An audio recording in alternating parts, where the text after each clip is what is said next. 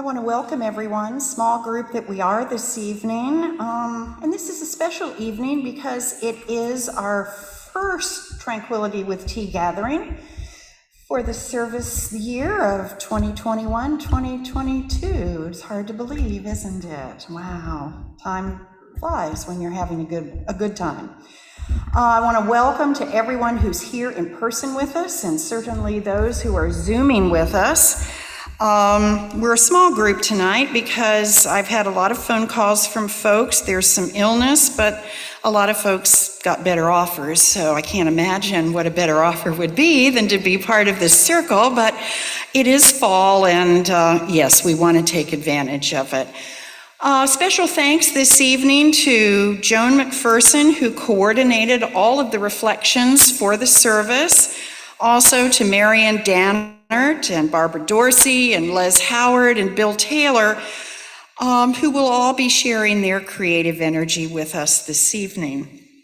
As well to our tea servers, Jennifer Hasty and Pat Hasty, and our musician, Peter Moore, who is so special because he is graciously filling in for Kathy Quackenbush, who wasn't feeling well. She's under the weather, so perhaps during our joys and concerns, we might drop a pebble or two, one in gratitude for Peter being with us, and one for healing for Kathy. And we also thank Catherine Wakefield, our Zoom director. She is so faithful and so diligent, and we are grateful to her for all that she shares with us. And I want to thank everyone once again for sharing this part of your Sunday evening with us. A little reminder about Tranquility with Tea, because we no longer have the service sheets that have all of the explanations in them. So I just want to remind us that this is a simple service. It's created as a giving ourselves permission just to be. And through quiet and silence, through prayerful meditation and contemplation, through reflection and music, ending with a small sweet and a sip of bitter green tea, each of us is offered an opportunity to experience the divine energy of a gracious and very holy Creator for our lives, regaining a sense of balance and harmony from the opposites that we find in life, both the sweet and the bitter. The first part of our service invites us into the reflection for the evening, and that reflection this evening is longing, languishing, and lessons learned from the pandemic. And the second part of the service moves into the way of tea, where we do regain that sense of balance and harmony. And we will know that we are there because our tea servers will cover up the icons for this evening, bring the flowers forward to this altar. So we will go from the welcome altar to the altar for tea. And our icons this evening, which are on the welcome altar, are also representative of longing, places and things that we have missed as part of group events. It's reflected in a theater ticket and a baseball. Languishing is reflected as a way of finding ways to pass the time of dispiritedness while we've been alone or we've been sequestered. And this is reflected in a pillow that we often put our heads down on, perhaps a little more often than we normally would have, but it's the phrase that's on the pillow that we contemplate the cookies of life without the chocolate chips and the presence of friends. So be sure to read what it says. And the last icon reflects learning, and it says that we are all in this together, and it's reflected in a Lakota icon of togetherness. You will see that sculpture. It's sculpted from a cotton root tree root. Our flower arrangement as well shares much of the same. The beautyberry bush blooms remind us of the delight we discover and experience in beautiful times, and yet the pyracantha branches remind us that even in the brilliance of the beauty of bloom, there are thorns. And the Carolina grass fronds remind us of the misty haze that we negotiate in moments of uncertainty. Even in COVID style, the ritual of washing hands helps us prepare our minds, our bodies, and our spirit for entering into the sacredness of this time together. So if you haven't had an opportunity to wash up, please join in. And if you have, enjoy a quiet moment of listening to Peter's music. Please join as we wash up and come into the circle.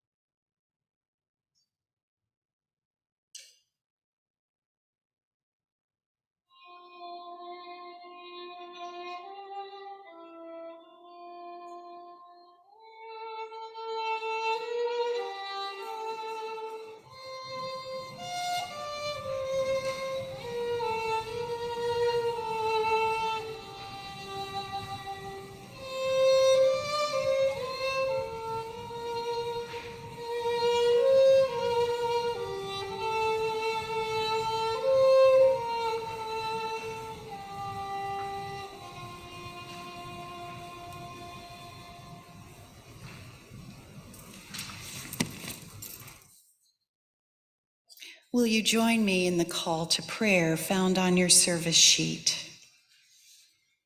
Joining our voices, we bid you welcome, who come with weary spirit seeking rest, who come with troubles that are too much with you, who come with hope and afraid.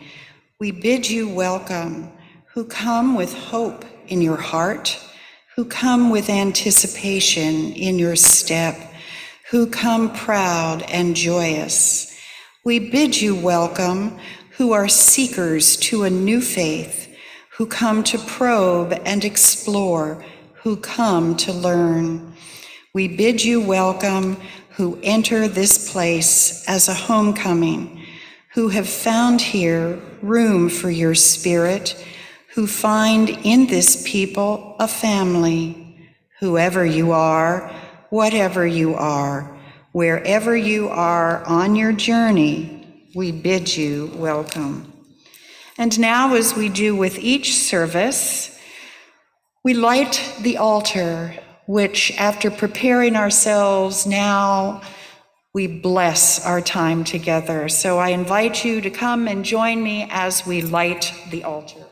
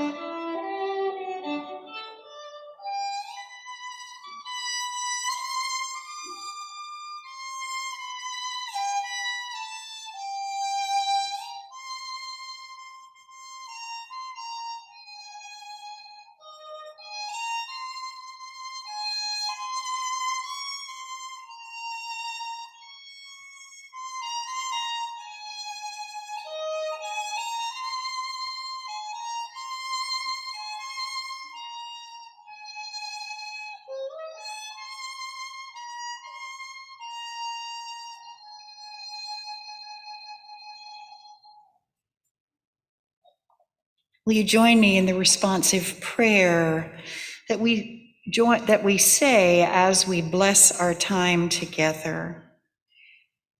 Creator God, we always ask before we thank, for we are asking creatures. We ask for love, and thank you for the love you have inspired in us. We ask to be closer to you, And thank you for our capacity to pray. We ask for your understanding. And thank you for bringing us the light of your presence. We ask for happiness. And thank you for the joy of life. We ask for strength. And thank you for the courage you have given us to hope. We ask for your presence. And thank you for living in our hearts. We ask, and we have already received. Blessed be your name, O God, our Creator. Amen.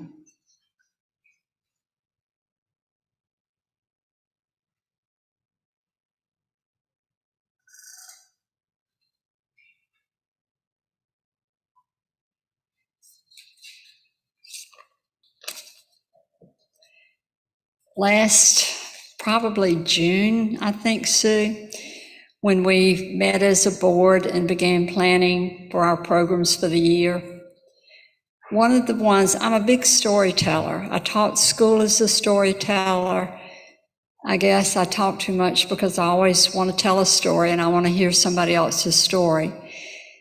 And the program that I suggested, and if you suggest a program, you get to be in charge of it, so be careful what you suggest. But I wanted people to have an opportunity to tell some stories, things that happened to them, things that they had learned during the pandemic. Notice I'm saying past tense. This was last May or June, thinking this would all be behind us now. Little did I know that this week I read and heard, just like I know all of you did, that we have more people with COVID in our hospital here in Spartanburg than in any other place in the United States. So we are not through this. The stories that we tell tonight may be stories from this past year, but they are the ongoing stories. I feel like in my life, it's going to be kind of like big wars. This is going to be for the rest of my life and for my children and grandchildren too. Oh, let's see, that was before the pandemic. Oh, you know, I remember that happening during the pandemic, or this is what I did. Or this was after the pandemic. This is going to be our point of reference, I think, for so much of the rest of our life. I wish that were not true, but I'm afraid that it probably is. So tonight we're going to tell stories, and I have invited these wonderful people sitting over here to tell us a story, an activity, whatever they wanted to tell about how they have survived the last year and are continuing to get by day in today's world. So Marion Dannert will speak first, Barbara Dorsey second, then Les Howard, and then Bill Taylor, and I will come up at the end and tell another story.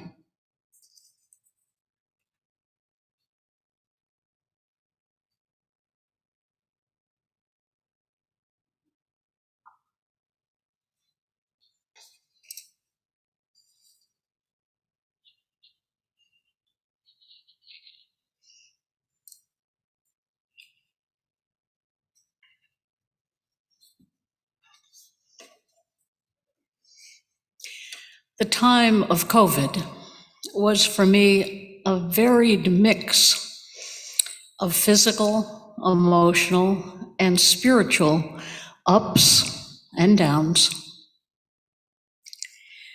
For me, the year 2020 started off with a joyful bang. At the very end of February, my son and daughter-in-law surprised me with a beautiful, love-filled birthday, 80th birthday celebration. I've never experienced that kind of event before in my life. Certainly not like that one. The champagne flowed, the flowers and balloons colored the hall. Gourmet treats were devoured, and recorded, videotaped love messages from faraway dear friends overwhelmed and warmed my heart. 2 weeks later, the deadly plague arrived and changed our lives in so many ways. I confess,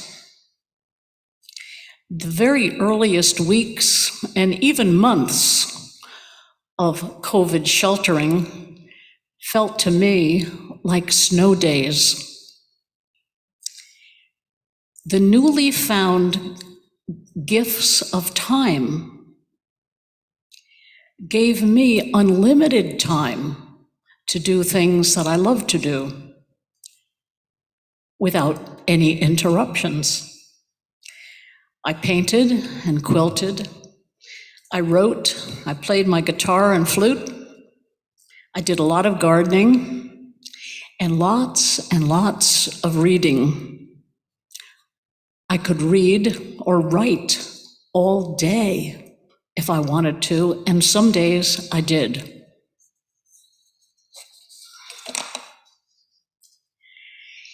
In April of 2020, I joined a virtual mask-making group with 12 other women from a local faith community, the Unitarian Universalist Church in Spartanburg.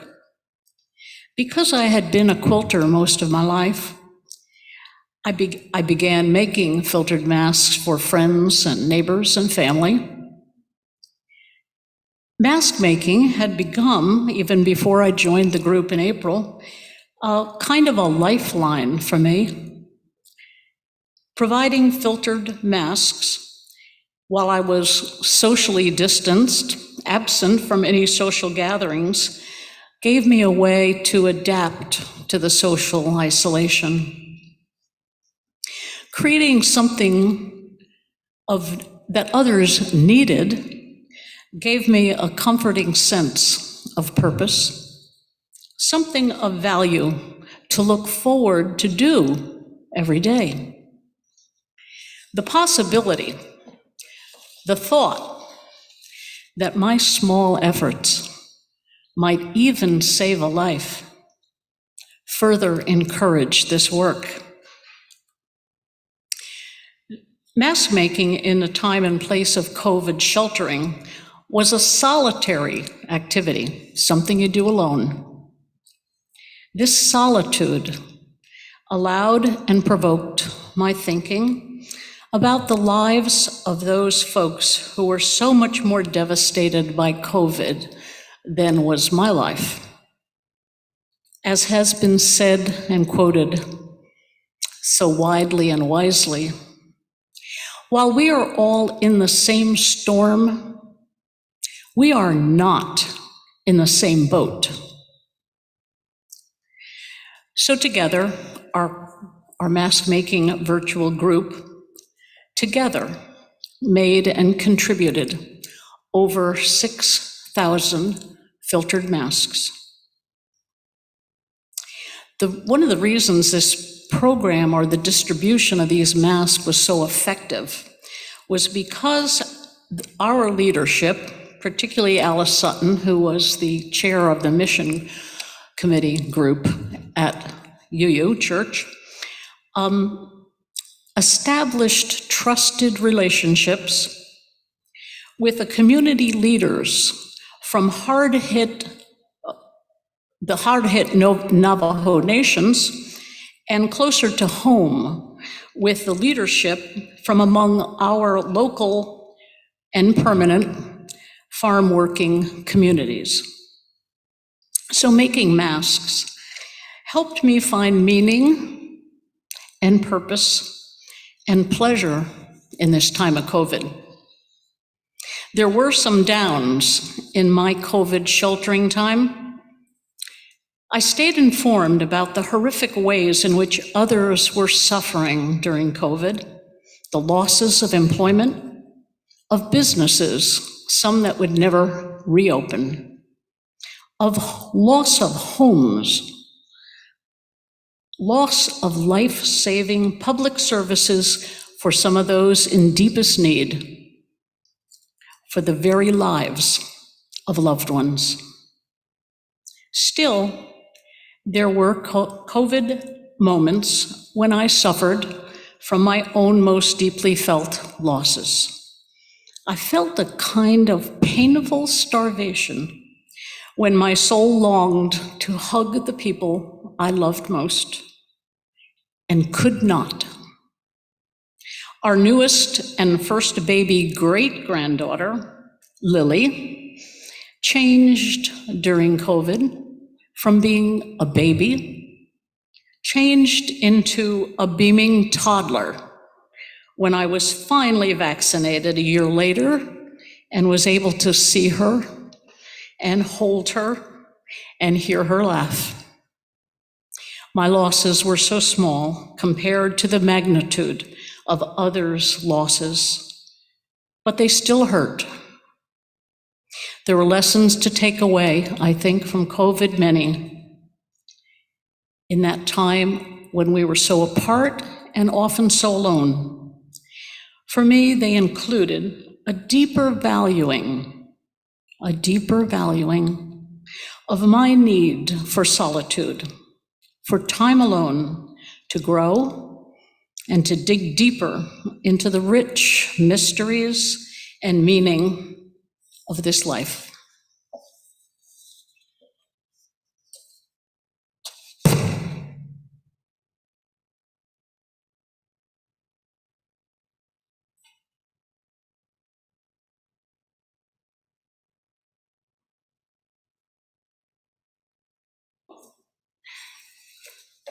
Well, I told Joan that about 5:30, I almost called her and said, I can't do this. You saw how eloquently she speaks. She was a teacher. She always has something profound to say. And while I can stand out in a protest group or walk down the sidewalk and scream to somebody three blocks away, this is really hard for me. So I'm going to read what I said. Marian, I want to thank you for what you said. Because one of the things I realized, one of the reasons I didn't want to do this is because I feel like it says, ah. So what I had written about things that I actively did have done during the pandemic. But so I was so afraid that I would sound like it was just me. But one of the things I realized when you were talking is that Roy had died not too long before that. And I had been by his side from 8 o'clock in the morning until 7 or 7:30 every day in the nursing home. And that went on for a year and a half. So not too long before COVID, I had been with him all day. I had a schedule that I did from morning until night. And so I was left with wondering, I guess, what I was going to do to fill those hours. And so I guess the grieving that I had inside of me, I gave out so that I could get through that period of time. So last summer in 2020, my friend and former colleague came to visit. We had worked, his name was Andy. We worked together and protested together for 25 years in Baltimore, Maryland. Andy and Joan and I were sitting on the porch, brainstorming about how we could get involved in the upcoming presidential election, knowing that we were mostly isolated due to COVID. Andy suggested we have door hangers made, encouraging people in mostly underserved neighborhoods to vote. Within 30 minutes, we found a logo that we liked, had called Vistaprint, who helped us design the card that would include English on one side and Spanish on the other. I ordered 1,000 thinking that was way too many, but the price was right. Of all the information that we included, we agreed that adding ex-felons are eligible if they are off probation and parole. It's extremely important. One of Joan's friends in the Black community recommended we include that. Lou Landrum, the director of the Soup Kitchen on Forest Avenue, registered people one by one. The kitchen was closed and bagged lunches were being handed out, but with a mask, They were allowed to come in and register. She later reported that the pride so many former prisoners had when they registered to vote. Most had never voted and did not think that they would be eligible to vote. They felt empowered, and it made them feel like life mattered. Altogether, I ended up ordering 3,000 door hangers. They were distributed in Black and Hispanic barbershops, restaurants, beauty shops, retail shops, thrift stores, grocery stores, churches, organizations, the housing authority, individuals, and neighborhoods. Joan played a huge role in contacting friends in the Black community, asking for help in distributing them. They got in touch with their sisters in the Black sororities, and those women were relentless in their enthusiasm in handing them out, and the majority of the hangers. Community organizers, nonprofits that worked in the Black and Hispanic underserved communities also distributed them. In addition, many other individuals in the white, Black, and Hispanic community spent hours handing them out. I was at the county office building one day when several people came in asking where to register to vote. The office is located in the back of the building, and there was no directional signage to help them locate it. I met with Henry Lay, the voting registration and elections officer, and asked if I could install directional signage. He approved it, and I ordered 12 directional signs. I also placed some across the street at the municipal auditorium because there was no signage available directing them to the location for early voting. I noticed that the marquee at the auditorium was not advertising that early voting was available. And I called the manager of the building and asked why. He said the sign was broken. It had to do with electrical wiring. And because of lost income from COVID, he didn't think they would be able to fix it. Voting was started in a few days, and I said I would pay for the repair if they didn't have the money. I was going to beg for money from someplace, and since I'm really good at begging, I felt confident I would raise the money. So be glad, everyone sitting here, that I didn't have to do that. I hounded him for days, and he finally called to tell me it was fixed. It was inexpensive, and they had the money. Also, during the same time, I was very involved in a Hispanic nonprofit called Pasos, located in the Bowling Springs Resource Center. Funding was needed to help people with rent, mortgage payments, food, clothing, gas, utilities. My church, the UU Church, raised $22,000 in about 2 weeks, or less than 2 weeks, I think.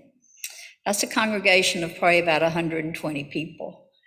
That's pretty remarkable. Along with donating hundreds of handmade masks, the clients they serve are mostly undocumented immigrants. They were not given help from the government during that time.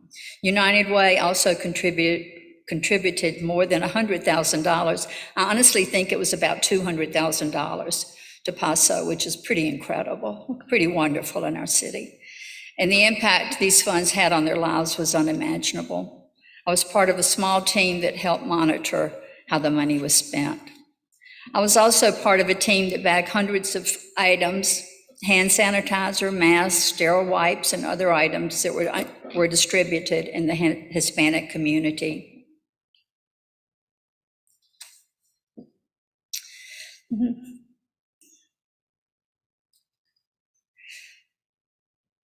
Oh, I'm so sorry. This past year has been filled with blessings for me. I have missed Roy immensely, but I always feel his presence urging me on to do more. I sometimes feel alone, but not lonely. We shared the same values, and I miss his being by my side, sharing the experiences with me. I've been very fortunate to have Joan and Mac with me. We've eaten shared meals, probably some weeks, almost 7 nights. And I've had Sue and Bob and my Qigong group, which meets outside every Saturday morning, and a couple of friends that meet for wine. Every night I pray that God will open my heart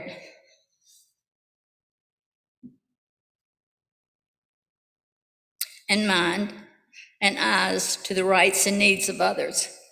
Most days they are open, but I also fail many times. I am blessed in my age that I have been given so much. I have lots of energy, am strong and determined. I also have been given so much, and I believe strongly where much is given, much is expected. I didn't have any of I couldn't find any of the door hangers that we had made, but I found a copy of them, so I thought I'd pass these out. And I also have just made some cards that we're handing out now, business size, because that way people can put them in their pockets to remind them to register to vote, and that many people's voting rights are being restricted. So I'll pass that around, and if anybody wants any to pass around, I have some. Thank you.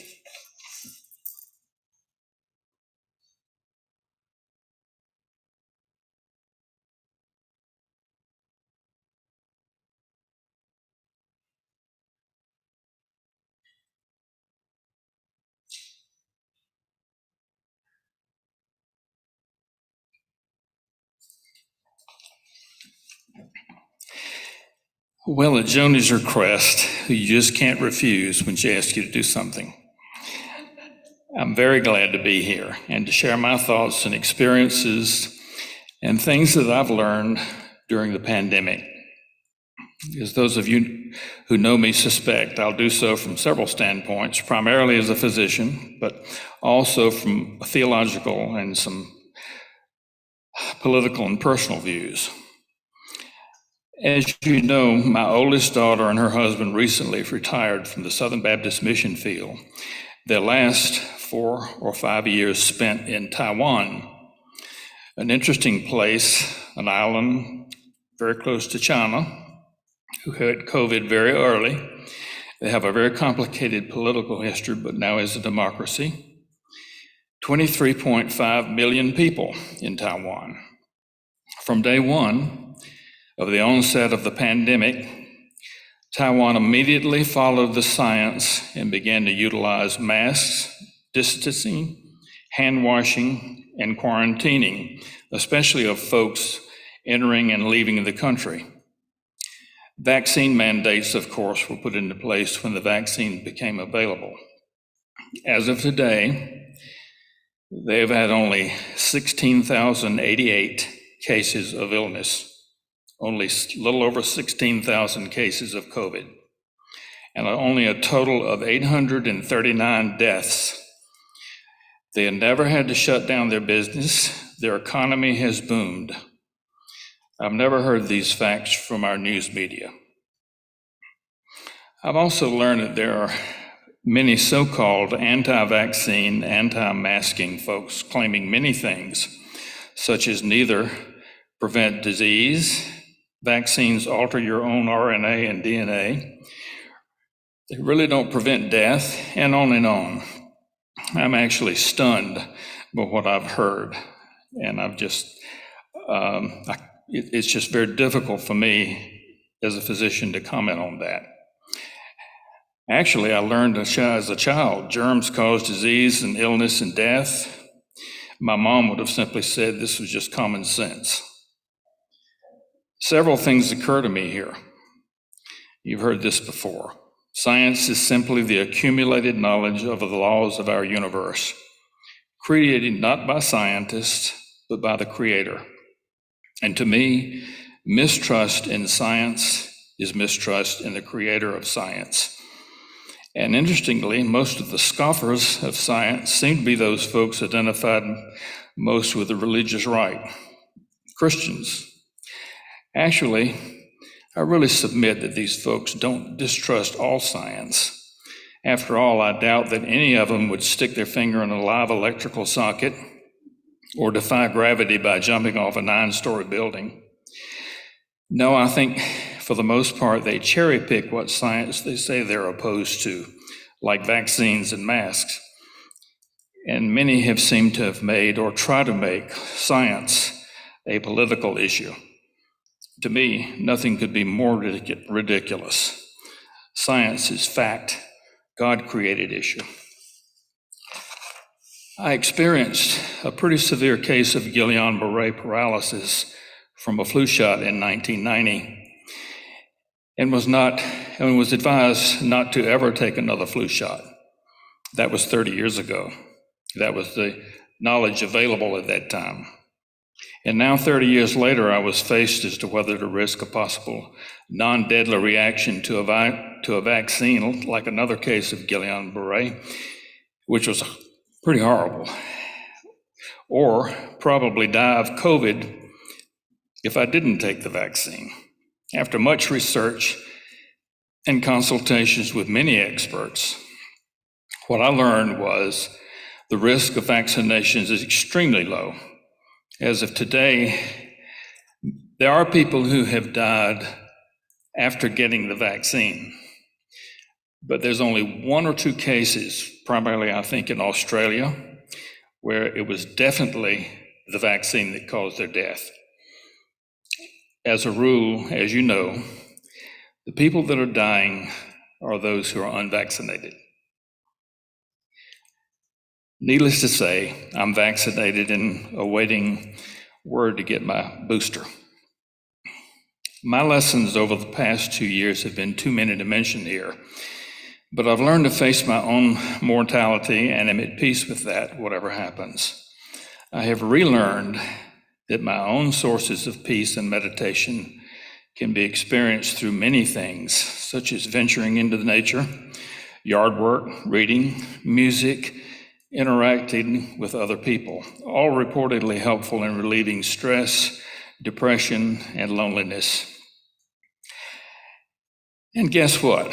Loving and caring groups, such as STAR or other groups, seem to perform miracles in this respect.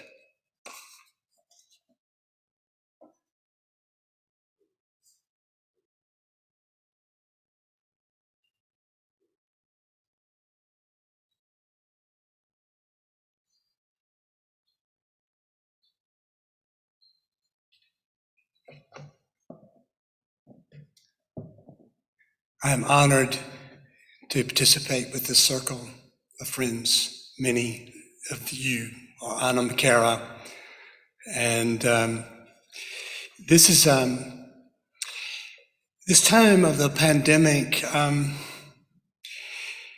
that we humans are currently experiencing is just one feature of a wider and deeper malaise that is afflicting our planet. And I won't linger long on that theme, but I have believed personally since the Bush era that we are inhabiting a dark age. I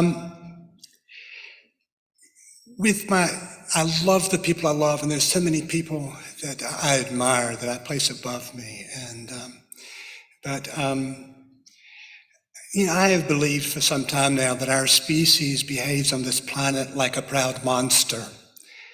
And so I struggle with anger and shame, being a human being. But I'm encouraged by this wonderful scientist, Donna Haraway at Harvard, and she's written a book called Staying with the Trouble. They're collaborations of artists and scientists across the planet that are brilliant. And there is this, I would call a bodhisattva stance, that you stay with the trouble. Despair, she says, is not an option. And also futuristic fantasies of engineering our way out of it, that's not an option. The extinctions are proceeding and they're going forward. So there's a brokenheartedness, but these people are at the front line and they're finding ways of refuging together, that basically this idea that I have embraced, that my wife and I have embraced, of inhabiting more deeply and more richly this little tiny piece of landscape. I call it a dreamscape. And that we're sharing the space in these dramatic climatic changes. You know, the Anthropocene is on here with a vengeance. The Holocene really was gone probably by the end of the Carter years. And it's just coming on at this accelerated rate. But all of the animals, all of the critters in our little landscape, we're sheltering together and we're refuging together. And it's a model. I think everything, groundhogs have come into our little domain in the last few years. So just another one of the species like ourselves coming in and changing it. And so there's a lot of joy in actually engaging with this more than human, these beings that surround us, the flora, the fauna. And during this pandemic time, both Kristen and I, it should be no surprise that we tend towards introversion, and so it's enabled us to deepen our relationship to each other, and also deepen our relationship to the beings, to the critters within the landscape.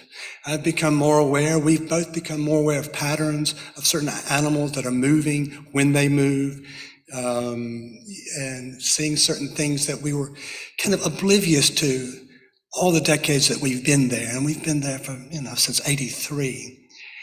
And because we're busy living our lives in this, we would miss these kinds of rhythms and that have been going on all the time that we have been oblivious to. So it's been fun for me in a very personal way to become more mindful, to become more aware of this tiny piece of landscape and the animals that are there. And so I would say that with Kristen and myself, that for me has been one of the deeper and ongoing aspects of this quarantining that we've experienced. And that we've been able to cultivate new currencies in our relationship, and also to deepen and refine existing currencies. And it's kind of a pleasing process of kindness. We are both mindful of attending to each other's specific needs in the moment. There is no perfection here, just commitment to a process. We both embody a quality of mindfulness that enables us to more richly enjoy each other's company. And like most of you, we have our morning and evening rituals that anchor our days. We collaborate on home and garden projects, enjoy dining with a few friends and family. Thankfully, we share friends in common, and we support each other's participation in those specific activities and circles of friends that we pursue individually. I am more deeply in love with my bride. Now,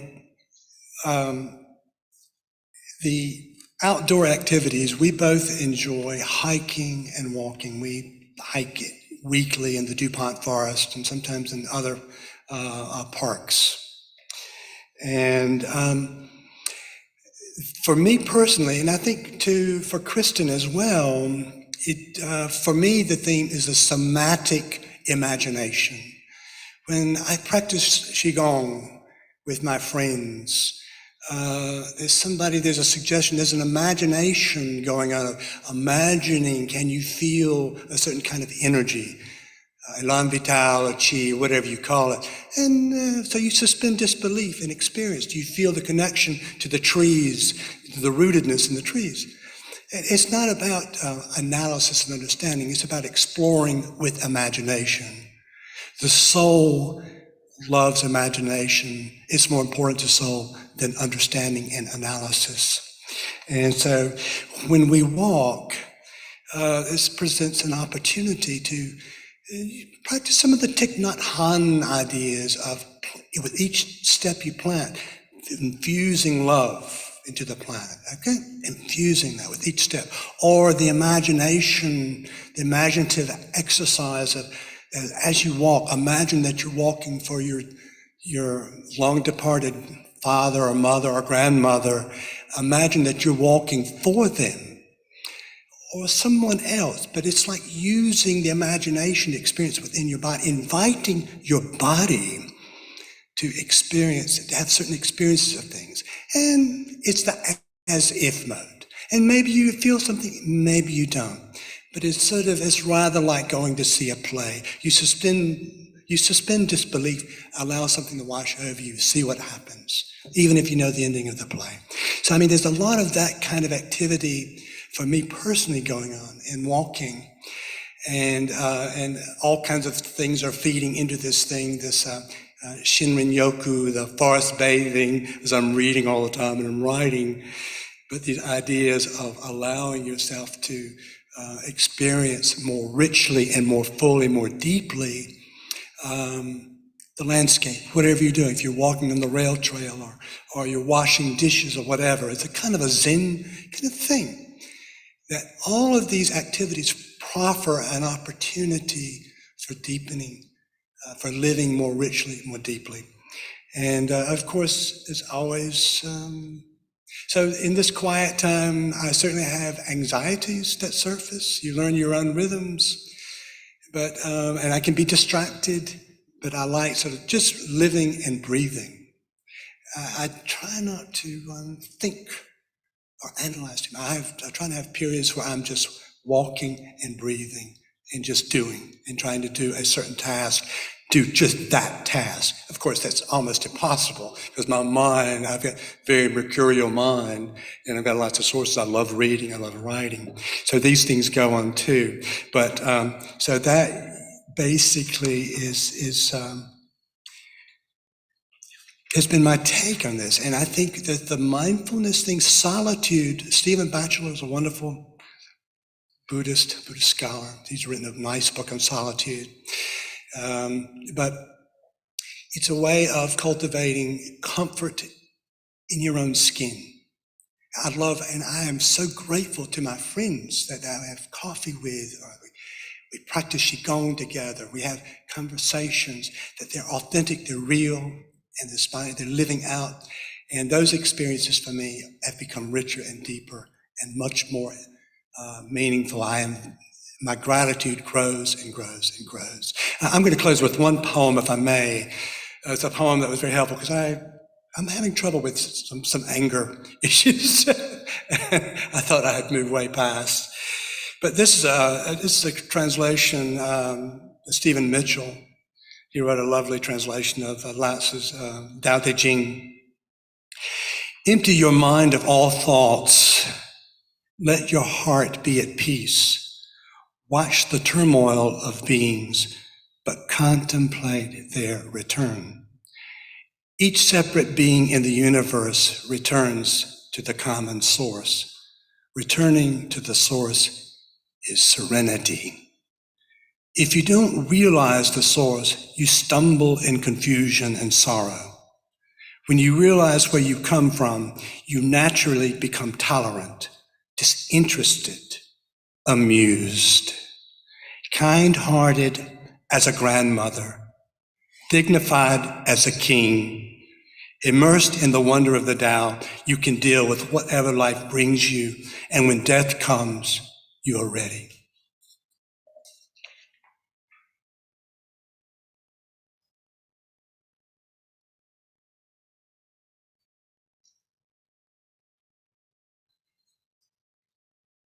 Thank each of you for sharing your stories. Every single person sitting here. Barbara, how can we tell a story without saying I? Because our stories are I, or you, or us. All stories are that. So thank you. And I will end with my experience during this time, just a few things. One of the things, I am an eternal optimist. So we began to watch the news at night, probably more than if I combined my whole life together. I have never watched as much news as I have in the last several years. And there's rarely any good news. It is the scariest, most threatening, danger-filled news that I ever thought I would hear. So as an antidote to that, I started subscribing to our local newspaper again, which is about dead on the doornail. But I subscribed to the paper fix the coffee at night so that when all we have to do is punch the button, and when the weather permits, Mac and I go out to the front porch. He looks at the paper, sees every piece of bad news, which is mostly all it is. I look through the same newspaper and hunt through every single article looking for some good news. And it's local news. I love the things that are happening in our little town, our little city. So I hunt for those pieces of good news, and I share those with Mac as he shares what he sees in the very same newspaper. And then one of the things we started doing this year was on Sunday afternoon, we would Zoom with our children. And we're scattered around now, and a son out in Arizona and Raleigh and Charleston. And our two older children came up with the idea of asking a question. So David or Chris one would have a question that day, and their grandchildren all joined in from wherever they were. And one of them is their young grandchild who's 11. So the questions were such that we could all answer them. But what ended up happening was that they were stories. The questions involved telling a story about yourself. And we really, don't mind digging deep and sharing feelings. Do we, Barbara? We're a feeling kind of family. And so the stories that our children told were often things that I might have known the surface of that story, but I didn't know, as my son talked about breaking up with a girlfriend and sobbing, I hadn't heard it described so fully. And it gave me an opportunity to tell parts of myself to my children. I want my children to know who I am. I guess I walk around life saying, I want you to know who I am. Because I want to know who you are. So that was one of the things that we did. But I had an experience recently that made me kind of bring a lot of thoughts together. And I wrote Barbara and I are big letter to the editor writers. We have an experience, that's going to be a letter to the editor. So I wrote a letter to the editor about an experience that was really profound for me just a couple of weeks ago. And I'm going to read you the letter and then kind of end with that. Recently, as I stood in line at the UPS store in Hillcrest, I watched as a young woman with great difficulty make her way to the door with packages under her arm, but at the same time needing the use of her arms to maneuver very special crutches, because her legs were very crooked. I offered to carry the packages to her car, and she accepted my help graciously. As she opened her trunk, and I leaned in to deposit the packages, I noticed that she had on a baseball cap. I raised my head and realized that it was actually a veteran's cap, and it was covered with shiny objects that must be medals. I inwardly gasped as I filled in a story that I don't really even know. I looked into her beautiful face and eyes and did not know words to say. Then finally said the only thing that I could think to say. And with my hand like this, I said, I know these words sound so trite, but thank you for your service. I said the words quietly, with total awe at the fuller realization. My eyes filled with tears as she responded. It was an honor. It is not enough for us to thank our veterans, to thank our healthcare workers who risk their lives for us every single day. It is not enough to say thank you to the teachers who walk into classrooms and are faced with a world in which we are not even doing what we need to do to get through this. We must find ways to avoid war abroad, but war also that is occurring right here in our own country, on our streets, in our neighborhood. I got in my car with a heart overflowing with gratitude for what this beautiful young woman had given for me, but for all of us. So what are we going to do with all the things that we have seen during this pandemic, that once we have seen them, we can never unsee them? At almost 80, the years are getting shorter, but I invite you to join me in finding ways to create a world where we will never again send our children to war, or a world in which we go to war against each other in our very own country.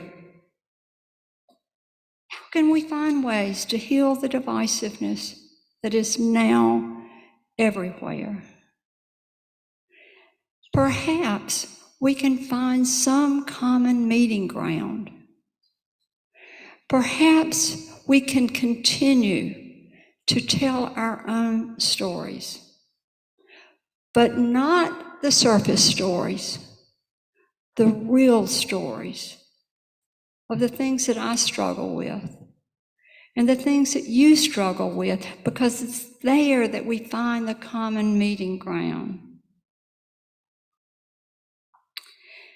Perhaps through our stories and sharing our struggles and our own woundedness, we can find a better world.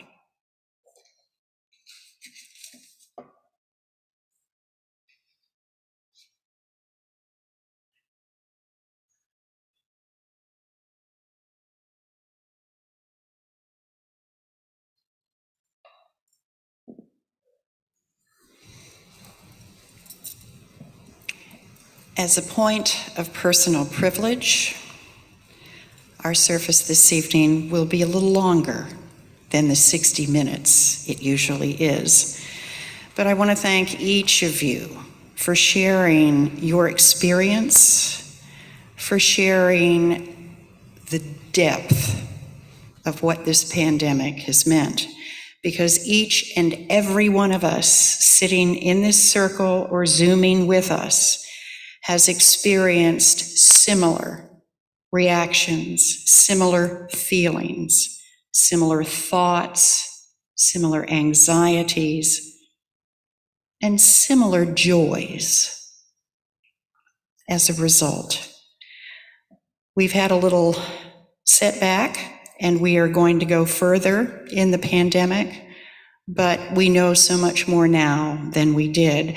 So as we continue this part of our service, as we always do, it is time for our joys and our concerns, and we will bring to the altar, to the vases, those joys and those concerns by dropping several pebbles in the vase of water, watching those bubbles flow to the surface, just as our prayers eternally flow in and out, up and down, over and beyond. We will name in our hearts the person or persons, the joys or concerns that we remember this evening. Everyone is still seated as folks are moving to share their prayer pebbles will listen quietly and be prayerfully present to these individuals. And Peter is going to play beautiful music for us.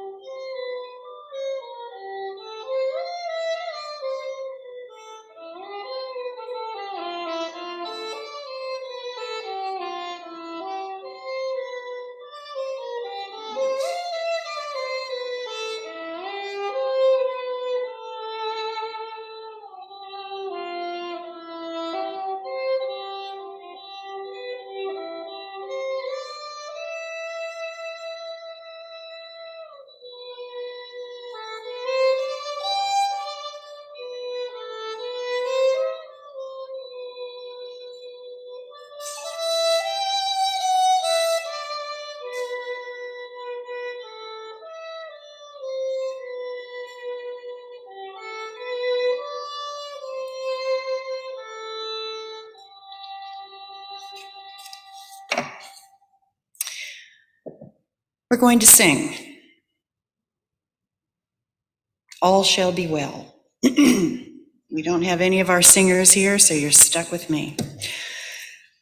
All shall be well. All shall be well. All manner of things shall be well. All shall be well. We have our offering star on a pedestal by the door. Rather than pass it around, we feel that that is a safer way of receiving our donations, your contributions. You've heard me say it before, but we are grateful for your time, your talent, and your treasure. It makes STAR inevitable. It makes STAR viable. It makes STAR who we are. And we are grateful for each of you for worshiping with us this evening. And a portion of the offering has been designated for SPIN, which we understand has a new name, but we're not sure what that name is, so we're going to call it SPIN. And it honors Joan and Marion and Barbara and Les and Bill for sharing their creative energy with us. So one more time, let us join our voices in thanksgiving. Ubi caritas. Ubi caritas et amor. Ubi caritas Deus ibi est. Live in charity and steadfast love. Live in charity.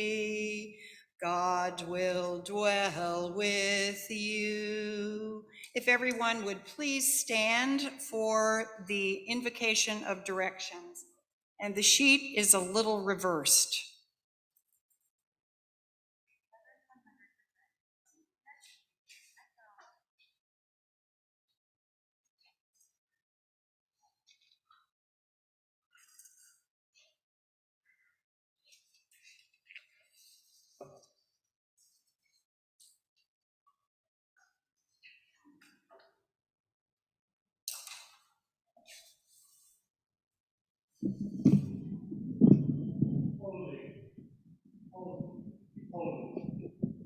We invoke the Great Spirit, the one who was here before time, the timeless one, desired to be known by us, not just believed in by us.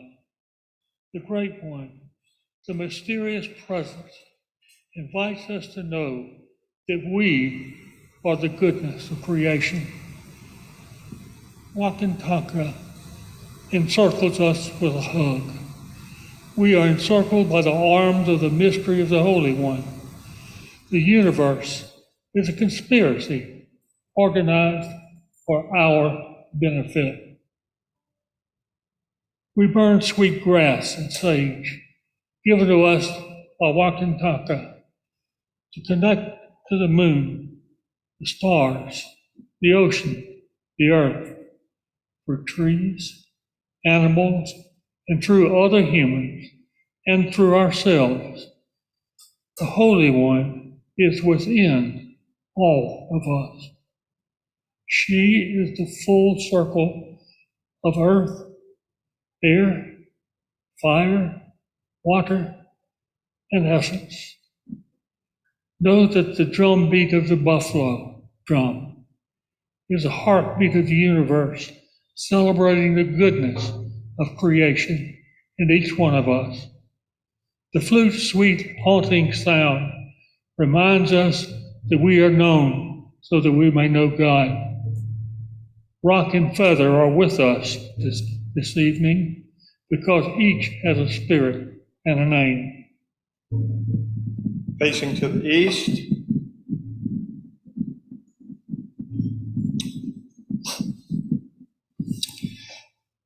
the grandmothers and the grandfathers of the East tell us that every grain of dust as a wonderful soul. We are all stardust because we were created as a part of it all in the beginning, 13.8 billion years ago, and will remain so created in the end. Altogether, we are the goodness of creation. We are a word about God and a book about God. We are a revelation of the divine. Quarter turned to your right there and facing to the south. The grandfathers of the South want us to know that heaven and earth are in us. To know this is to be healed. Altogether, we are the goodness of creation. We are a word about God and a book about God. We are a revelation of the divine. A quarter turned to the right, facing to the west. The grandmothers and the grandfathers of the West want us to know we are truly creation in the process of being created and creating. We are co-creators with God herself. Altogether, we are the goodness of creation. We are a word about God and a book about God. We are a revelation of the divine. A quarter turned to the right, facing to the north. The grandmothers and grandfathers of the North want us to know if the only prayer we should say in our whole lives is thank you, that would suffice. Altogether, we are the goodness of creation. We are a word about God and a book about God. We are a revelation of the divine. Facing to the center, the grandmothers and the grandfathers of the center space want us to see the face of God in every face. Our circle connects us to the living universe from which we were born into goodness. We journey now together on the Via Positiva. Altogether, we are the goodness of creation. We are a word about God and a book about God. We are a revelation of the divine. We are all related. Namaste.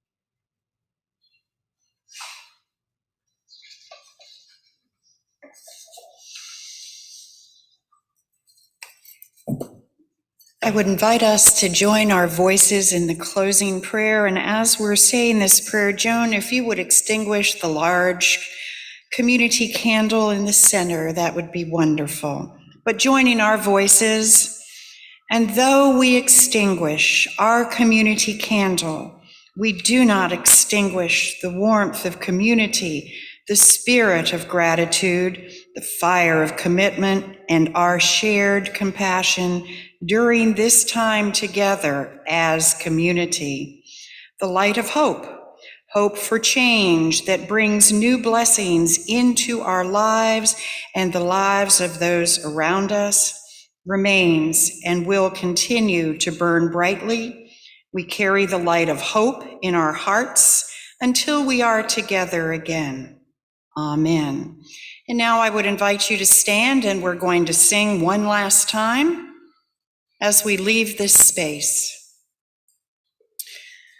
Go now in peace, go now in peace.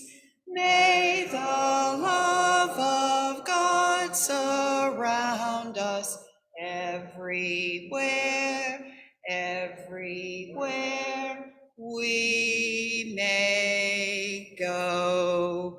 Until we meet again, and we meet again October the 10th, right back out here with all our critters, or our picture of critters, our stuffed animals.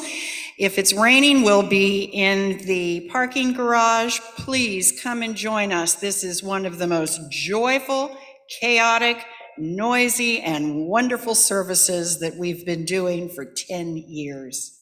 Thank you all so much.